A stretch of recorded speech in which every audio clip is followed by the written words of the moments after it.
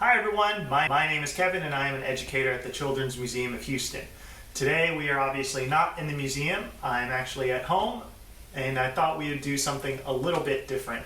And today I thought I'd go over some of the basics of pottery, which is one of the world's oldest forms of art. And so the first step to any piece that you're making with pottery is starting with clay. And clay is just a very fine sediment that is found mostly in riverbeds. And so the key to this is to make sure it has moisture or water in it. If there's water in it, it makes it so we can move it, manipulate it, shape it to how we want it to be. And so you can try something similar at home. If you have any Play-Doh or clay yourself, you can try making that, try making a shape.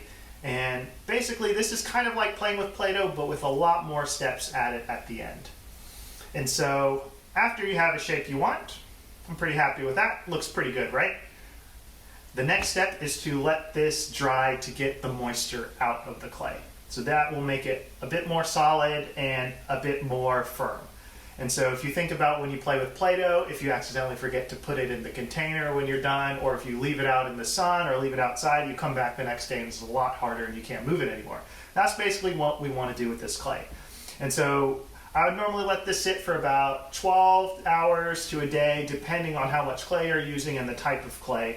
And then when you come back, it'll have moisture taken out of it and it'll be a lot harder. And it'll look something like this. So I can't really move it as much. It's a lot harder and it's a lot more firm. And so after that, you would put this into a kiln. And so a kiln is basically like a heavy-duty oven.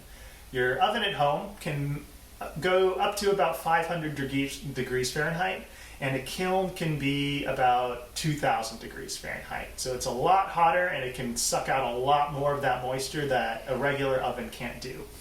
And so after you put it in the kiln, it's going to turn out something like this. So if you notice the color difference between these two, this one is a lot paler because it has a lot more moisture taken out of it. So if you think of when you get a wet towel or your clothes are wet, the color on those clothes and the towel is a lot darker, but once it dries off, the color returns to normal. And so after you have this taken out of the kiln for the first time, you're going to apply a glaze or multiple glazes. And so if you can kind of see, it kind of looks like paint, and a glaze basically just adds color and design to your piece. And as well, when it gets fired again in the kiln, it'll melt and create a protective coating around it, which will make the pottery food safe, and it'll fill in all those pores and holes that are left over in the clay. And so you'll fire it again in the kiln, very, very hot, and then you'll turn out with something like this. If you notice, it's a lot more slick. It's totally hard now. It's got that protective coating on it, and it is totally food safe. Perfect. So again, that was just the very basics of how pottery works, one of the world's oldest art techniques. If you want to try something very similar at home, you can use Play-Doh or clay you found, build something, make a bowl, make a building, make a blob like I did, and then let it sit out, put it out in the sun, leave it out of the container for a few hours and come back and see what the difference is, see if it's a lot harder or not. Again, my name is Kevin. I'm an educator at the Children's Museum of Houston, and I hope you guys enjoyed this impromptu video.